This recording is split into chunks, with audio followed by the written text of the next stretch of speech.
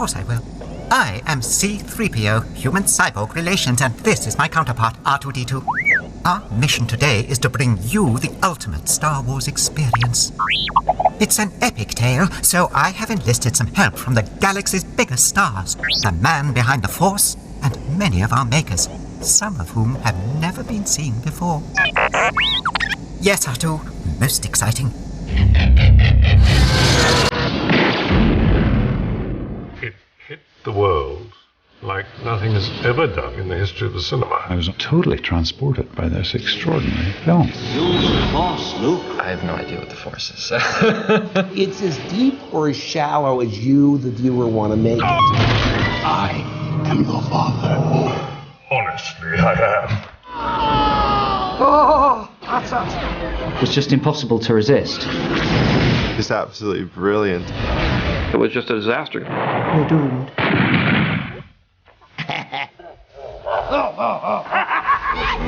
I just saw it and I knew who Yoda was.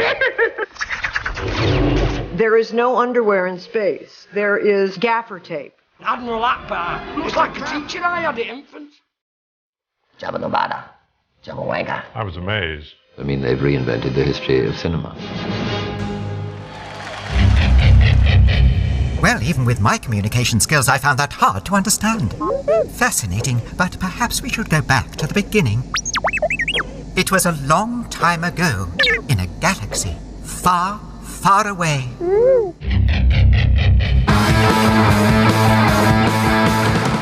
You got to remember that in the 70s, when Star Wars came along, everything was being wound down. It was bleak economically, it was bleak politically. I remember seeing the first Star Wars in Belfast, Northern Ireland.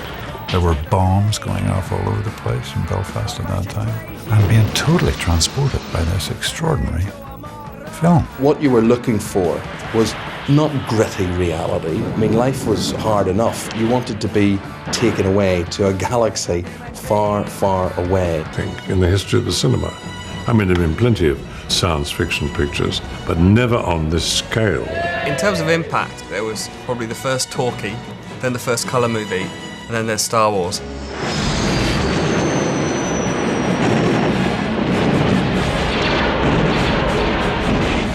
I mean, you're talking about a single shot that's as important as any single shot in the history of motion pictures. It just redefined our sense of scale. First one that goes through is the original Han Solo ship. That got redesigned so it became this blockade runner, and that model was 4 feet long. And the ship that follows it in over camera, the Star Destroyer, is only about 3 feet long. So by shooting them separate, you can make them any size you want. We ended up spending about 6 months on that sequence. We were quite worried about the time frame that we had to do it in, because we were hiring a new group of people that had never worked together before. A lot of the old-timers, I guess, who had looked at the project before ILM was formed to do it, said, hey, this is impossible. I think the group of people that we put together for ILM initially would look to anyone on the outside like a kind of weird group of hippies. It was pretty laid back. The screening room was a bunch of old sofas that people looked like they were going to throw out. So it was pretty funky and pretty easy going. After the first year or 18 months or so, there were probably only 2 shots or 4 shots done. Most of the kids were hired. They hadn't really done a feature film before. So the fact that we weren't going to go over, the fact that it had to come out on a particular date, didn't quite sink in as well as I hoped it would. I happened to be there one day, and an announcement came in over the PA that said something like, congratulations guys, you've just spent $1 million and you have 3 weeks to go and you have 2% of your work done. It was something horrible like that. And I went down to ILM and it was just a disaster because we only had about 6 months left before the film came out. And we had 450 shots that had to be done. In the last 4 months of the show or so, something happened. And everybody just worked day and night to get the show done, and did it. You're all clear, kid. Now let's blow this thing and go home. For me, being a 7-year-old, it wasn't special effects, it was all real. It just seems so real and so realistic, and then with every film it got better and better. You know, Empire Strikes Back, which is my personal favorite, was miles beyond the first Star Wars. In the scope of it and the complexity of the work, just the whole thing went into a whole other level. Oh, that's us. hear the AT-ATs before you see them. You can hear them pounding, and you could feel people in the cinema jumping in their seats. The raw Bauhaus mechanics of something that looks like an angry cow, but sleeker and leaner and designed just to kill. The action on the Ice Planet Hoth is superb. It is the best battle scene, I think, in all of the movies. Echo Station 5-7, we're on our way. And the snow speeders were just incredible. The design of the snow speeders, which now look very 70s, they look kind of like Volvos, or they're a bit too boxy and clunky. It's the first time I ever saw spaceships with character. These spaceships were worn down, they had burn marks on them, they had scars from battles. All the original movies, everything's kind of dirty and grungy and not really working. So when episode 1 came out with this chrome, beautiful ships, that was very specifically designed to be different from what we'd seen in the original trilogy. The fact that ILM over the years has pioneered so many techniques that have become industry standards is really impressive. Working with things digitally allows you to build grand sets very, very cheaply. It allows you to have giant armies. If you want 100 Wookiees coming over the hill, you simply can add in Wookiees.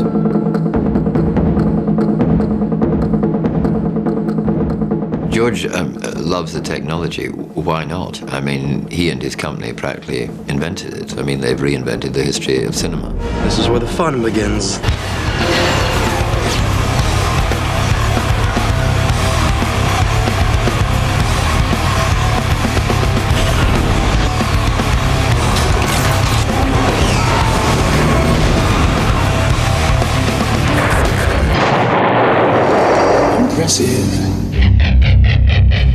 Artu, I suggest a new strategy.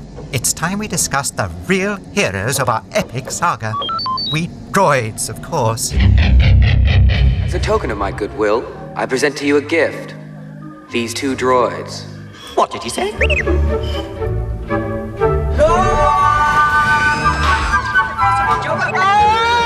I am C3PO, Human Cyborg Relations, and this is my counterpart, R2-D2. A pleasure to meet you.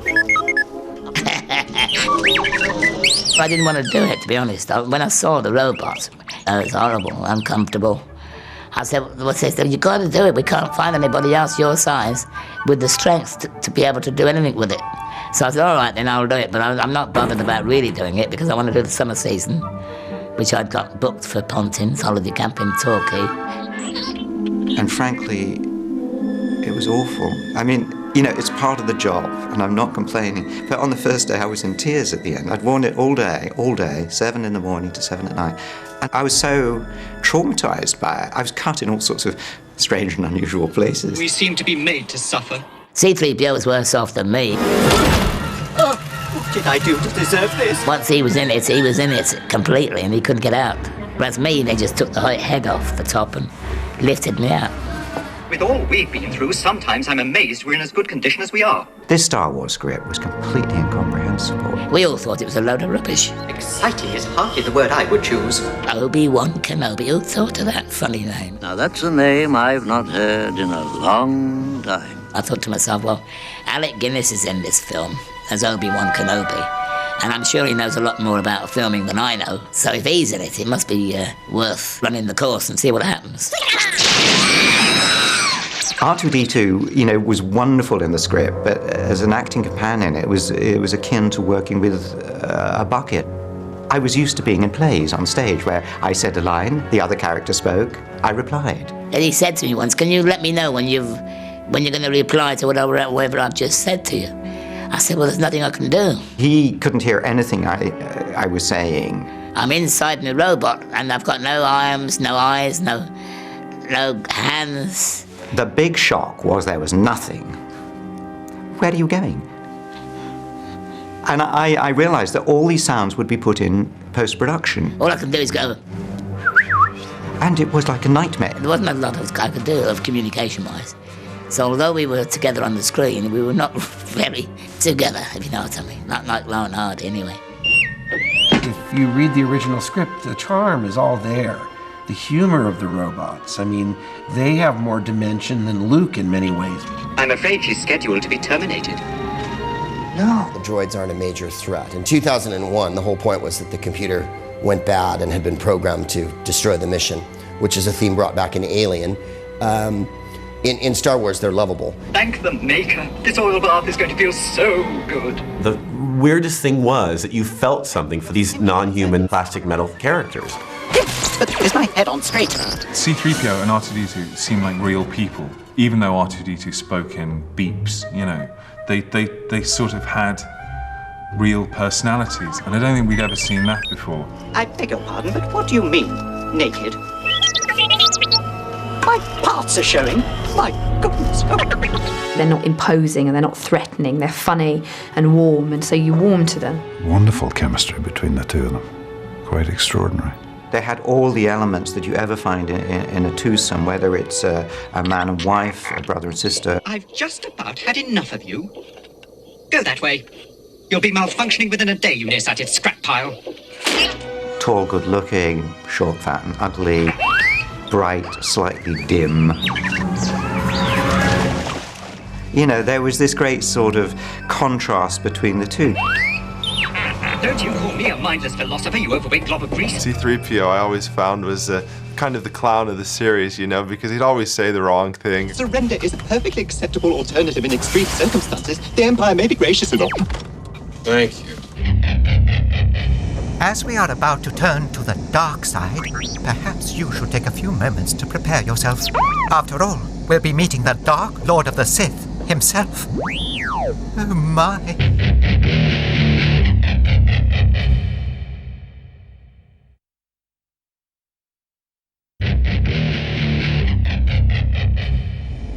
There you are.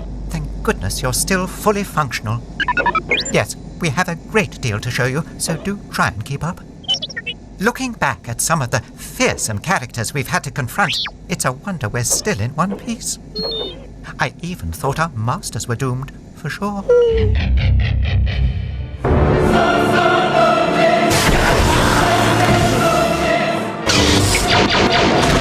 Everyone loves a good villain, and Star Wars has got some of the best. The baddies, for some reason, get the better outfits, you know. It would have been nice to be a villain. I get gravitas. You really think that's a wise decision under these stressful times? You're far too trusting. What? You're far too trusting. That's good villain acting. Before I got cast as Anakin, I was a fan and loved Boba Fett. He was definitely my favorite character. He had this badass, beaten-in armor and cool gadgets. I said to George, I know what's going to happen. Boba Fett's going to take off that helmet, shake out the hair, and it's my mother. When you pull this down, I could track up to 30 spaceships at one time. And I think that's pretty cool. He's all yours, bounty hunter. My lines in the film, I have to say, as you wish. Put Captain Solo in the cargo hold. And then the other one is, what if he doesn't survive? He's worth a lot to me. He's no good to me dead. I think that's about it. And the fourth one must have been, as I fall into the pit.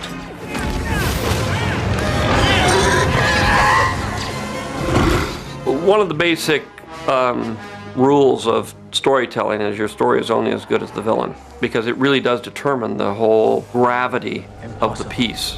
The Sith have been extinct for a millennium. I do not believe the Sith could have returned without us knowing. Hard to see the dark side is. What is a Sith? I'm often asked that. They were a sect who clearly were the opposite of the Jedi. It's impossible to locate the ship. It's out of our range. Not for a Sith. This is my apprentice, Darth Maul. His fights were that kind of makes you sit on the edge of your seat and go, wow. Go! Tell them to take off! George was adamant about the fact that lightsabers are like 40 pounds. They're like Excalibur. You can't take one hand off. It would drop to the ground. And so to see the prequels now, they're spinning them around and doing backflips and, you know, passing them over their shoulders. Well, in the first three films, you're seeing experienced Jedi at the height of their power, fighting to the best of their form. And then you get to episode 4, and it's quite a bit later. Obi-Wan's an older man. I looked at the old films and thought that they needed to be dragged up into the 21st century. They were too disciplined, so I wanted to get rid of all that.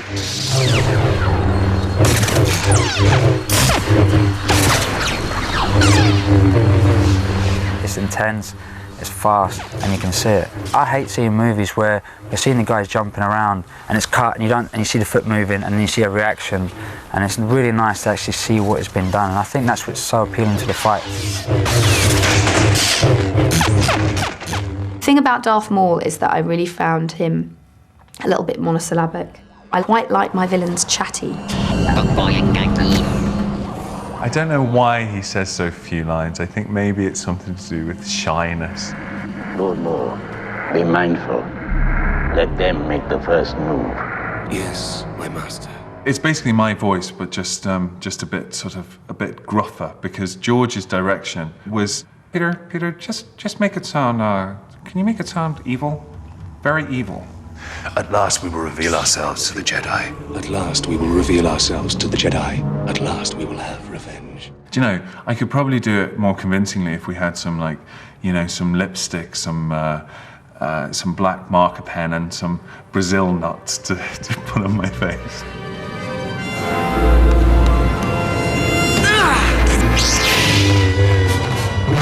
I kind of wish we saw more of him. He got so little screen time, but everyone loved him. Darth Maul was an early apprentice. He didn't last long, the Emperor. He didn't care. There's always another apprentice around the corner, which is his philosophy. The Sith and the Jedi are similar in almost every way, including their quest for greater power. The Sith rely on their passion for their strength. They think inwards, only about themselves. And the Jedi don't. The seduction to the dark side was made very easy by Palpatine. He plays the puppet master just perfectly. What was a very simple good versus evil has now become about how good people can turn evil. I'm not the Jedi I should be. I want more. And I know I shouldn't. It's interesting how it was always about Luke. He was the sort of hero and it was about his journey, but actually now we realise that the whole thing it's all been about Darth all along. And I think it's a great way to explore a very fundamental idea that, you kind of born as an innocent and then life and experience turns you and changes you, and before you know it, you've turned into Darth Vader. Sort of see the visual of me encapsulated in this suit was phenomenal. I mean, very empowering, to sort of be in Darth Vader. It makes you feel very beastly. And I loved Vader. I just loved him from day one. And I remember, I think I asked George, I said, are you going to cut to 2 pilots saying, oh, that's the Dark Lord of the Sith, he's the most evil man in the galaxy, but, a little exposition here. He goes, meh. He's all in black, and we'll put some scary music in there.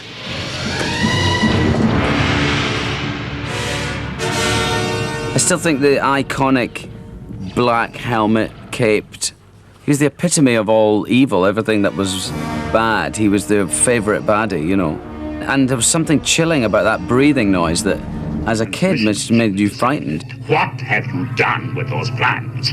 We intercepted no transmission. I have early memories of imitating Darth Vader's voice before I even knew what Star Wars was about. If this is a consular ship, where is the ambassador? When we were in the recording studio, I had this fantasy of being like the new James Earl Jones. And I said, who's this? And I went,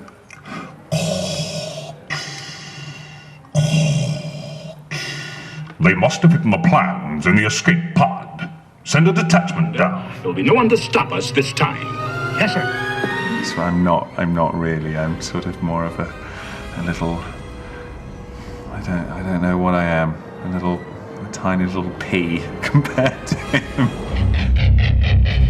If it wasn't the terrors of the dark side we had to deal with, it was disgusting creatures like those Jawas. I simply can't abide them, But then, most of the species we had the misfortune to meet were woefully oblivious to the rules of etiquette, much like my little friend here.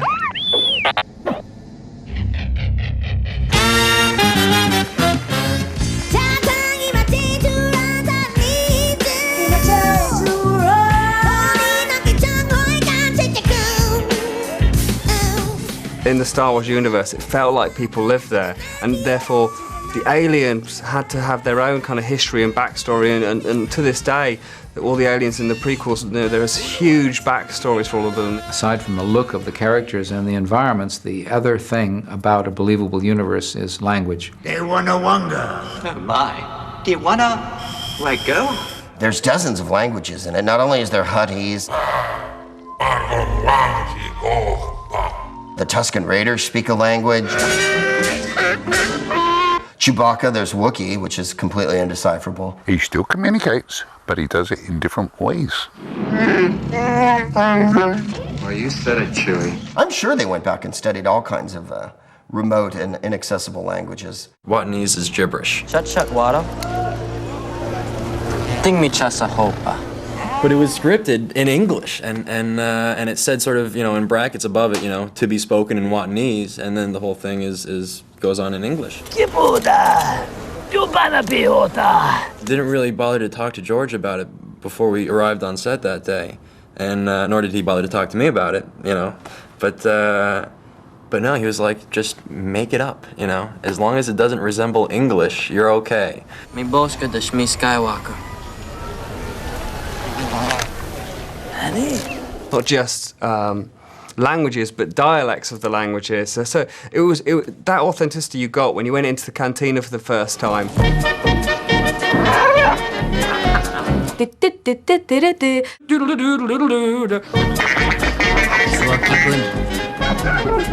And let's face it, some of the aliens are a little bit rubbery, but you don't break out of kind of that world because it feels like a real place.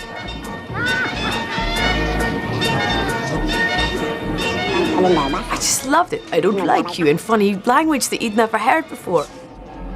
Nathan. He doesn't like you. Sorry. I don't like you either. I don't like you either. You just watch yourself. It feels like, the dishes are dirty and, that alien doesn't get on with that alien. Una puta solo. La tosa solo. La lavanda solo. Yes, Greedo. As a matter of fact, I was just going to see your boss. I wish I'd got to speak a language. Would have been good. That's absolutely right. And a big turnout here. I was working in Edinburgh doing the festival, doing stand-up, as was a friend of mine named Scott Capurro. They wanted a loudmouth American. They needed two. So they first went to Greg, obviously, because he's the loudest of all Americans ever. The casting agent, Robin Gerland, came to see our shows and then asked us if we wanted to audition for the pod race announcers. Prani Champio to Pixolito, Sapova! Well, the character apparently is a Doug. He's a Doug.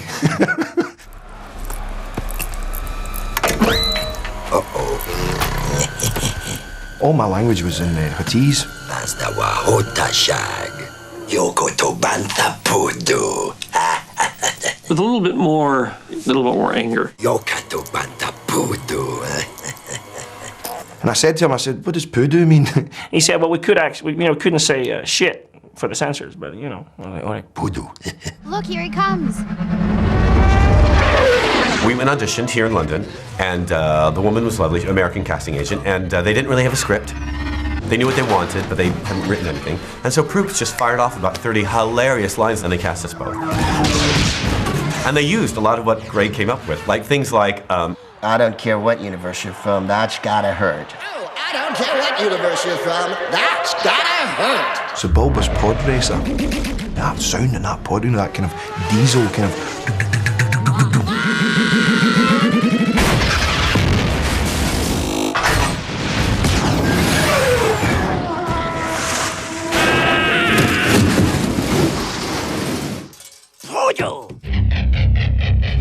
R2 and I have served many owners in our time, from young Master Anakin to Captain Antilles, but we especially admired Master Luke. And it seems that the whole of the galaxy thought that he was rather dashing too. I'm Luke Skywalker. I'm here to rescue you. The who? The 10 to age of 7. It was the argument of I want to be Luke Skywalker. When you got to about 11, you thought, no, don't. Look at the air. How did he get through secondary school? I had a little teensy-weensy platonic crush on Luke, like everybody else in the audience, I'm sure. Luke's nice and Luke's lovely, but I think Han's the man for me. mad about the boy. He was a bit mean, you know, he was telling Princess Leia, you want to kiss me. You like me because I'm a scoundrel.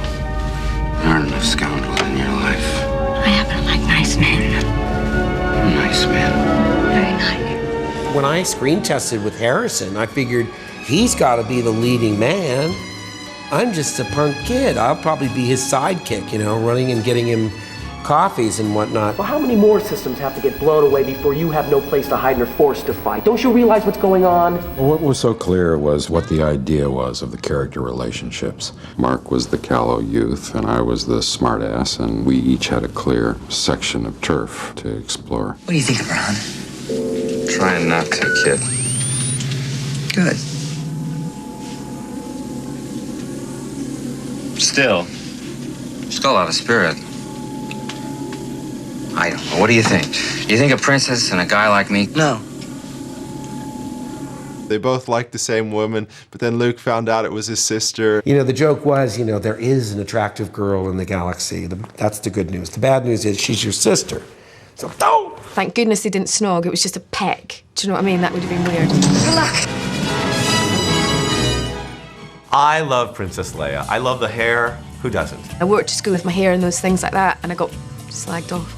And I was a pickatone for being a nerd. I really thought I was cool as anything. What a twat. She was the typical tomboy, and although she didn't look like one, she just definitely had the air of one.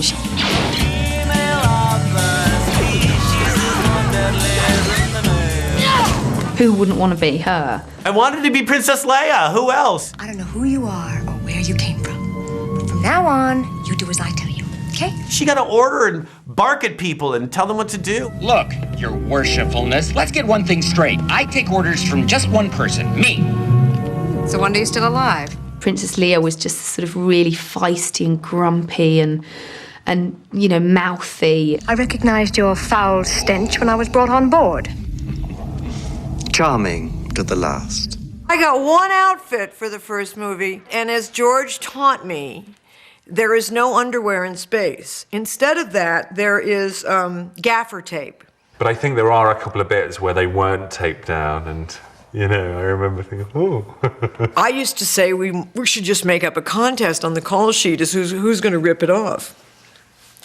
But we didn't do that. Frankly, I always felt there was a dearth of sex slaves in the movie, and I was very excited when Jabba had her on a leash. I was into the chain thing as well, the fact that she was chained up, and she was practically naked. I think I probably had a little erection. I got to kill Jabba the Hutt, but I was still much more concerned about the slave girl outfit and what I was going to do about exercise.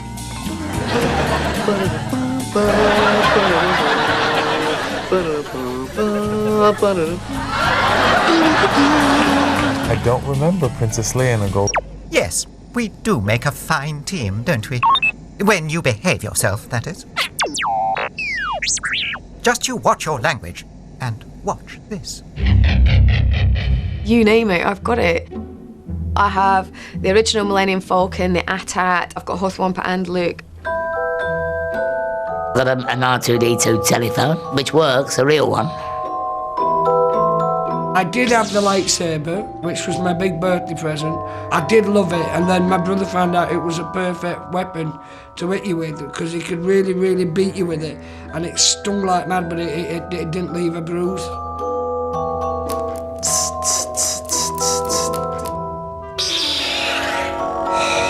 10 million of the little figures have been sold so far.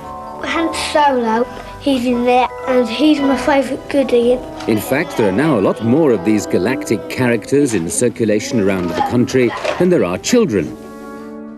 No one until Lucas and Star Wars had thought there was that much business in toys. That's why when Lucas gave back some of his director's fees and they signed over the merchandising rights, and Fox kind of laughed and went, ha, we've got you. And of course, Lucas has made billions. Whatever profits the filmmakers, Lucasfilms have made, the spin-off industry in Star Wars toys has doubled it. To put a perspective on it, by 1983, we'd sold worldwide over 300 million Star Wars toys, which is just incredible.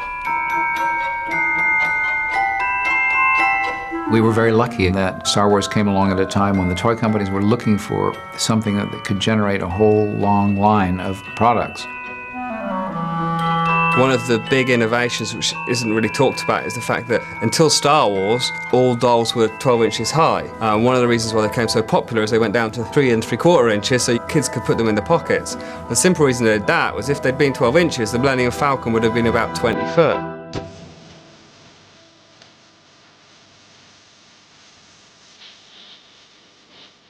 I'm somebody that already had collected toys and comic books and goofy things like that. So I was the one that said, hey, you guys, our faces are on the back of cereal boxes and we're masks. And Harrison was all like, and you know, Carrie's all, what do they make my hair look like? You know, we signed away our likeness, so when I look in the mirror, I have to pay George a couple of bucks. You're not really famous until you're a Pez dispenser. But, you know, you sort of realize I'm not really famous. Princess Leia is. And I look like her. And owe George a couple of bucks. It doesn't look quite as Friday there, does it? It's like he's just come to the realisation he's not going to get that job at the bank. How close together is his ankles? How camp is that? It will not do. I cannot run a Death Star under these conditions. He should have a little leg that lifts up so he can do tantrum. I let the kids play with them because I knew they'd be collector's items, but I thought, you know, they loved them so much, and how would I really mess with their minds if I said, no, let's put that up on the shelf because it's going to increase in value and it'll pay for your college education. Of course, now they're looking through price guides going, why'd you let me give the Princess Leia doll a haircut? It's worth $800 in mint. So you can't win for trying.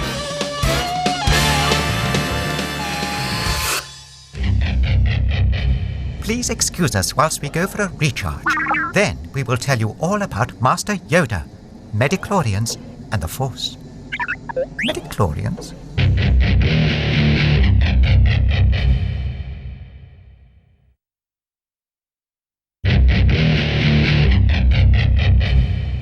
Now, let me recall, we've introduced you to droids, the Sith, and some ghastly creatures. But now it's time to meet the greatest Jedi of them all, Master Yoda.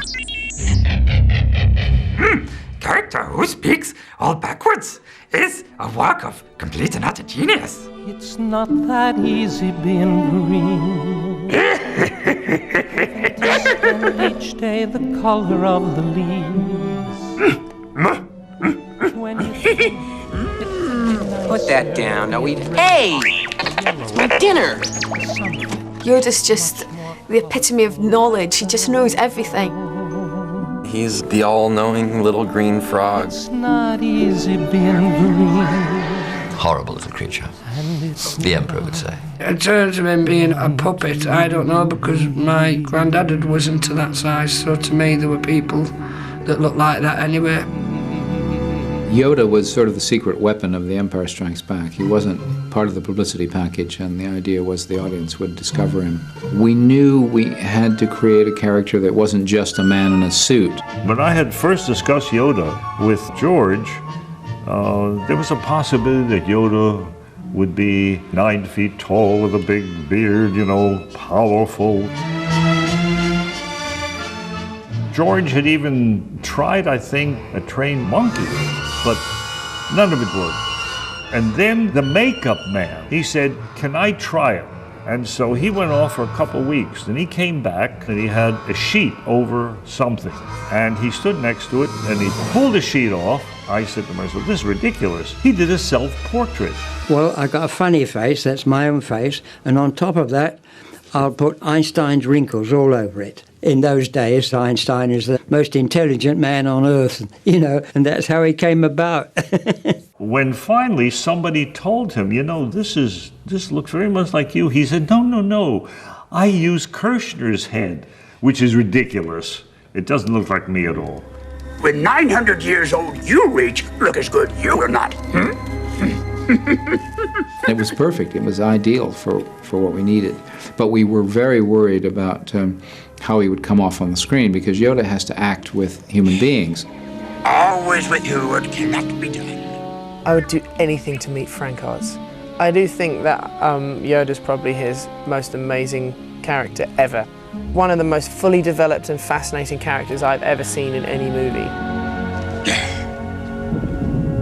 He's not ready. Yoda. I used to do Muppets, and sometimes with characters, it takes a long time to get them. But this one all of a sudden just hit. I just saw it and I knew who Yoda was. I'm not afraid. You will be. You will be. You will be. You will be.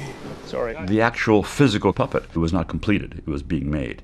So I never really saw a finished character until the morning of the shoot. But it wasn't Stuart's fault. It was who made it. It was just that it was so new that nobody had done that before. It was a big undertaking. I don't believe it. That is why you fail. I had no trouble believing. You know, I mean, you look at it, you hear Frank's interpretation of the voice. Oh, hungry are you? And you're there.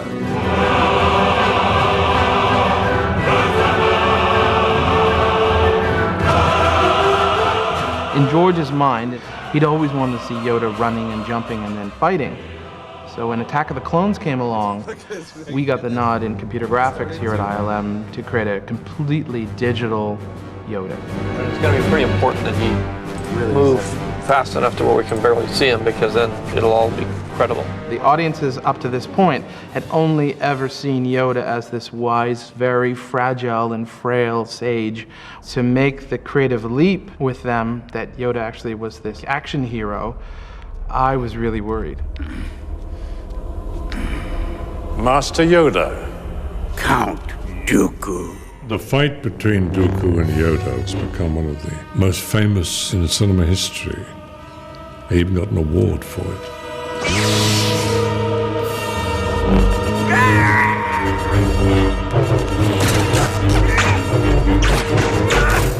I was in New York for the midnight screening, and people just freaked out in the cinema. It was the London premiere in the Odeon Leicester Square, and it was the most tremendous uproar. It's bizarre when you're 33 years of age and you're grabbing a cinema seat and going, yes! I always wanted to see what Yoda would look like when he was young, you know, full of health and at his peak and at his prime.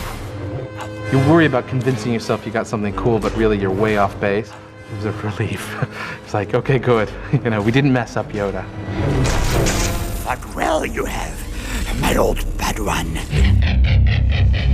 Now, in spite of my advanced programming, there are many subjects in the galaxy that are quite beyond my capacity. Human behavior, the irrational actions of my eccentric little counterpart, but most mystifying of all, the power of the Force. What is the Force? And may the Force be with you. May the Force be with you. May the Force be with you. It's an energy that combines us, brings us all together, and enriches our lives.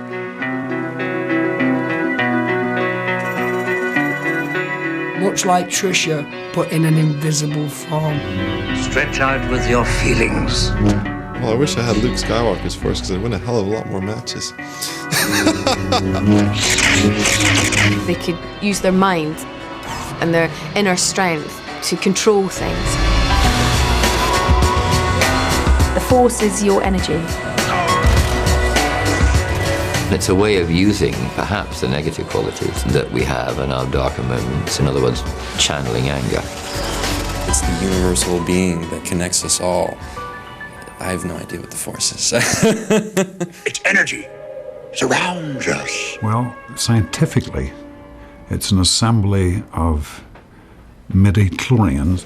Midi-chlorians? What? Midi-chlorians are a microscopic life form that resides within all living cells. Midi-chlorians live in you. Inside your cells, yes. And we are symbionts with them. You are? Life forms living together for mutual advantage. Okay. Without the midi-chlorians, life could not exist, and we would have no knowledge of the Force. It's basically like having worms, but trendy.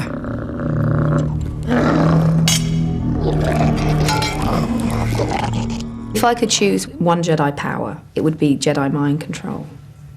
Let me see your identification. You don't need to see his identification. We don't need to see his identification. We don't need to see his identification. These aren't the droids you're looking for. These aren't the droids we're looking for. You can go about your business. You can go about your business. Move along. Move along. Mind control. Try that on a bouncer. Blate your nose. It's a connectedness to and with all the energy, not just of the Earth, but of every planet in every universe. It's a state of holiness. All the Star Wars films do have moral codes. The whole role of mythology in history is to take adolescents going through puberty, coming from being a child into an adult, and show them what the rules of society are, and to say these are the things that we think are good, these are the things that we think are bad for these reasons, and it's a way of kind of socializing people. If you choose the quick and easy path, as Vader did, you will become an agent of evil. That's a really good thing to communicate to kids, and brilliant to communicate it in such a simple way to 7-year-olds. Don't give in to hate. That leads to the dark side. What I loved about the idea of the Force was, it's as deep or as shallow as you, the viewer, want to make it. You're all talk, Hamill. You never even finished Jedi school. Give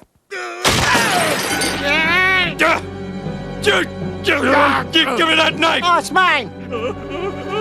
Homer, use the fork. The Force? The forks. Use the forks. Oh.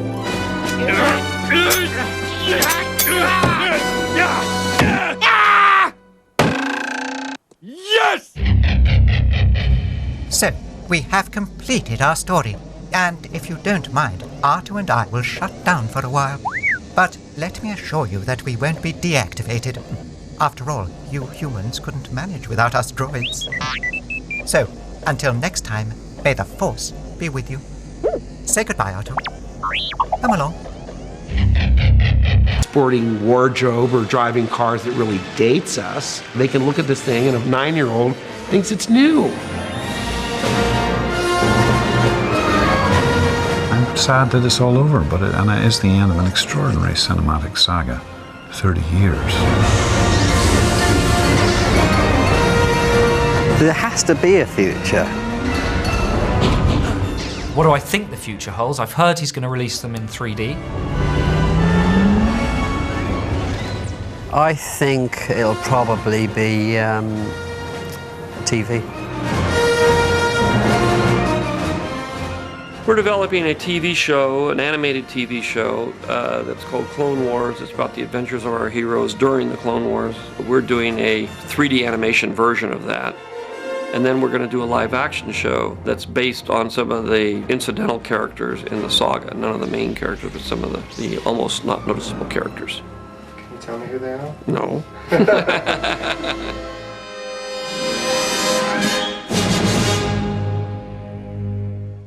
Star Wars Episode 4 Vader was seduced by the dark side of the Force. is this Sunday at 6 on Sky Movies 1. And next on Sky One, we follow the journey of the crew of the Battlestar as they search for safety in the universe. It's the first part of the miniseries, Battlestar Galactica.